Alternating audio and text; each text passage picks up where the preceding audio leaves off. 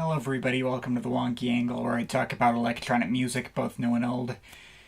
And today I'm talking about the 2003 album from Mira Calix, Skimskitta. Okay, I was obviously not prepared for this at all. Just a few days ago it was announced that Mira Calix, real name Chantal Passamante, sorry for butcher pronunciation, South African-born experimental artist and DJ and Warp Records mainstay, passed away at age 51.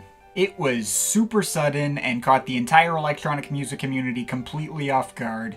So many artists have been sending their well wishes and tributes, from Orbital to Flying Lotus to Lone to Anna Meredith and One O Tricks Point Never, and loads more. And I've obviously seen fit to join them and put up a full tribute of my own. Though it does need to be established right off the bat that this video is not coming from a longtime fan's perspective. Her career may have stretched all the way back from the late 90s up to present day, with 4 studio albums and lots of commissioned work for art installations and Shakespearean theater and plenty of other stuff.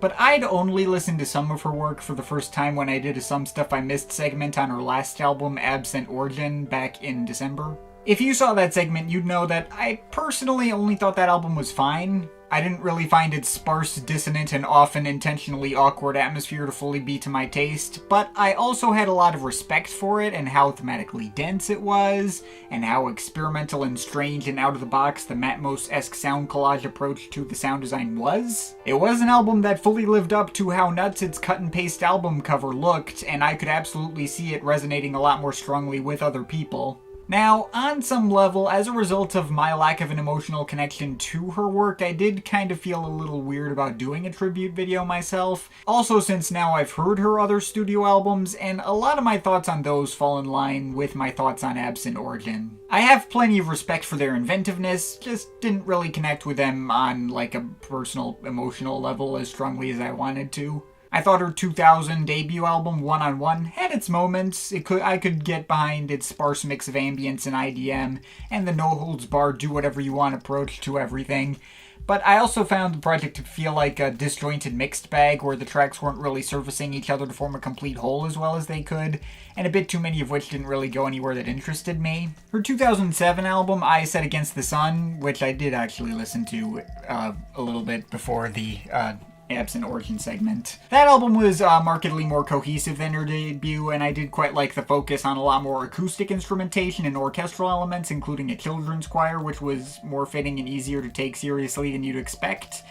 The album was good, though again, there were a bit too many moments where I felt like the experience kind of dragged and my attention trailed off. In all of these cases, I totally understand the appeal and how she became such an inspiration to so many, but if I was going to do a tribute video like this, I wanted to focus it on a project that actually did resonate with me beyond surface level respect for its inventiveness. Which is why I've seen fit to focus this video on reviewing her sophomore album from 2003, Skimskitta. This was the one project of hers I've heard that I fully enjoyed from start to finish. It's no less out there, experimental, sparse, and meandering as her other projects. A lot of the reviews at the time of its release seemed to see it as somewhat of a repeat of her debut, and I can see where that perspective's coming from. But I see this as a much better refinement of the ideas she explored on her debut, that flows much better and is much more consistent. For whatever reason, the recurring issues I've had on her other projects aren't nearly as prevalent for me on this one. It's not an any-time listen. It can be a bit of a downer, probably the kind of project that works best later at night. And it's also a tiny bit on the overlong side, as many albums in the early 2000s were, with a strong first half and a spottier second half. But I do really like how all the sound design feels like it's adding up to this sense of environment, how every single track feels like a direct continuation of the one that came before, how there's enough variety in sound to justify having 21 tracks and even getting many of the interludes to sound pretty interesting and have cool ideas. It's just a really solid experimental ambient record. I've used it to help me fall asleep the past couple of days, and in spite of how weird it can get and how tuneless and formless many parts of it are, I still found it to work really well and remain engaging as a complete whole.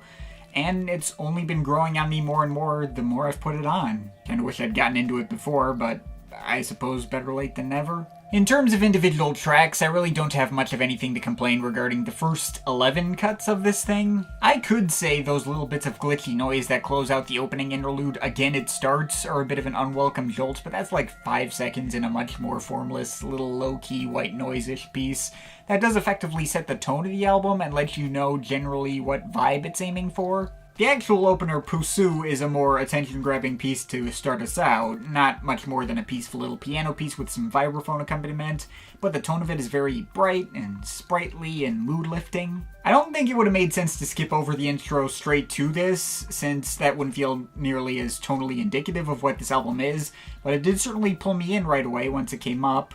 And the next handful of tracks feel like direct continuations of the tracks that came before them, but they all have very different feelings to them where you'd still easily be able to tell every single one of these apart from each other. Woody is a lot darker and more dissonant in its mix of hazy pads, whispering vocals from Mira Calix herself, and lots of bleeping synths, but it also has a skittering IDM beat that gives it much more of a pulse and a sense of momentum than most of these other cuts. I wouldn't be able to tell you, like, what the time signature on that beat is. The percussion patterns are really irregular and all over the place, but they do definitely form a pattern regardless of how easy it is to pin down. And I like how the following track, Savanna, builds off the atmosphere of the previous track, and it's being marked by these big synth stabs that somehow both feel dramatic and important, but also oddly relaxed. Nearly every track on this album is covered in lots of little granular noises that I can't tell whether they're synthesized or processed field recordings at any given point, but they always add to the sense of depth this album creates. It has that overtly electronic aesthetic, but there's also something a lot more naturalistic about these little details, as if they're meant to emulate sounds occurring in nature, like random clusters of insects. And they really add a lot to the immersiveness of this album. Going from there, we got the longest track in the bunch, The Wolf, the Sheep, and the Door, which runs on for 6 minutes and has so many change-ups and detours you'd think you'd just heard 4 separate tracks or something.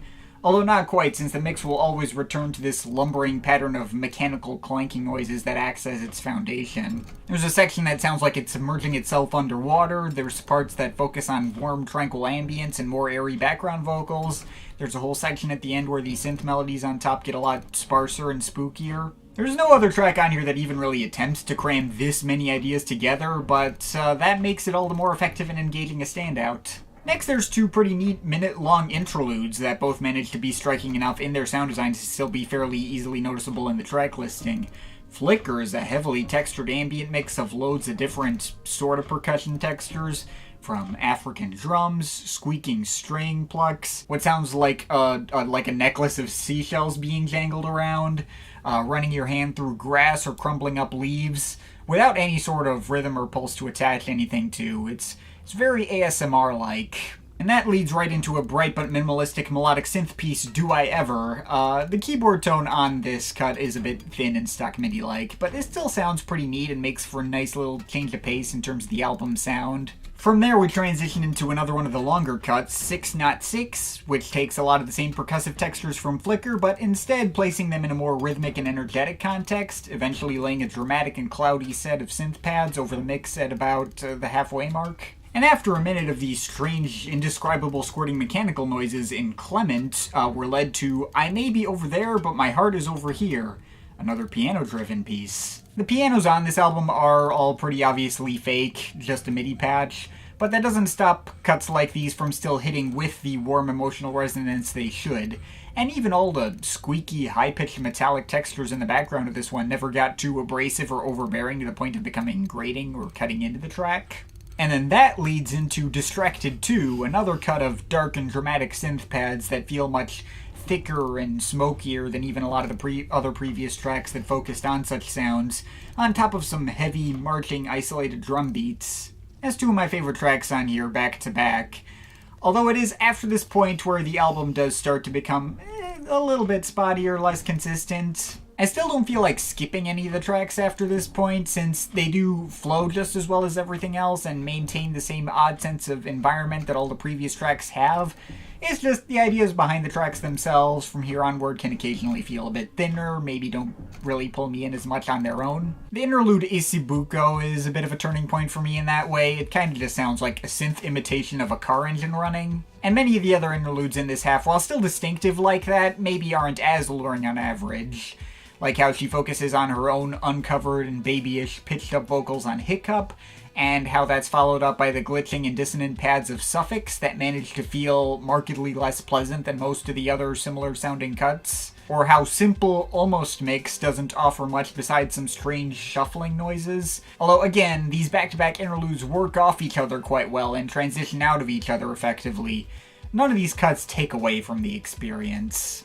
And the second half of the album does have its share of highlights as well. The buzzing synth and vocal duet Parl can feel both sweet and sour, and I went back and forth with whether I found pleasant or unpleasant, but was still neat. It was a favorite on many listens. I also like the minimal vibraphones on Like Spoons, always gonna like me some vibraphones, and that's followed by one more cut of stormy synth pads all by themselves in Shadenfreude. Not Schadenfreude, it's spelled S-H, not S-C-H, so Shadenfreude. That's another nice latter half cut, and it has some real intensity to it that most of these other tracks in this leg of the album don't as much. Well, that one and You Open Always, that combines the same dark synth pads with the heaviest set of beats this album has to offer and really dramatically sticks out in that way. Always has me like, oh, that's cool. It's probably the most traditional IDM-ish cut in the bunch. The album does end in two less memorable ambient-centric cuts, Little Long Gone and Two Seasons. I guess the former's a bit squeakier and more unpleasant, and the latter's a bit more of like a peaceful cool down from everything. I don't think I can mark either as particular favorites, but they are absolutely the most fitting way for this album to have closed out. And yeah, that's everything on Skimskitta. I mean, I could nitpick about the production on the more acoustic percussive elements and the synths not blending as well as they could, but I don't really care that much, you don't really care that much. At the end of the day, I don't think anyone can deny the sheer amount of care and detail that went into making a project like this. Sure, the vibe created by everything can often fall on the unpleasant side, all these compositions are rather formless. It's not something I feel like I could just easily recommend to anyone. Like, if you really need melody or structure in your songs and albums, then this is gonna feel like a giant sprawling nightmare.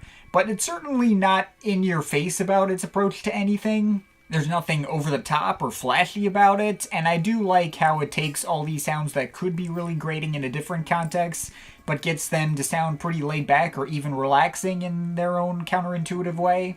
I imagine the appeal of her other albums isn't too far from this for other people. Her other stuff still didn't really connect with me as much, but whether or not these projects appeal to me in particular is kinda besides the point. What made Mira Calix great is the fact that she just did whatever the heck she wanted and who cares who it appealed to or not. She still put a ton of effort into all her work and made it sound unlike anyone else out there, even next to obvious comparison points like Matmos or her husband's band. She still didn't sound like them either. Regardless of how much her stuff appeals to me on a personal level, she was absolutely a true original. Not just in the electronic music world, but in the music world at large. And even if I may not be the right person to deliver such a message as someone who hadn't even heard this album until after the announcement of her passing, I cannot deny it did in fact leave a mark on me regardless over this past week, and I'm sure it's going to continue to stick with me in the future. R.I.P. Mira Calix. She will be sorely missed. This album gets an 8.3 out of 10 for me. But of course, this is just my opinion. You can feel free to disagree with it, but I'd like to hear your thoughts, so leave the comments in the comment thing down there. Shout out to my Patreon supporters. They're awesome people. You want to add yourself to that list, link to my Patreon is in the description. But yeah, that's pretty much it. That's all for today. See you next time.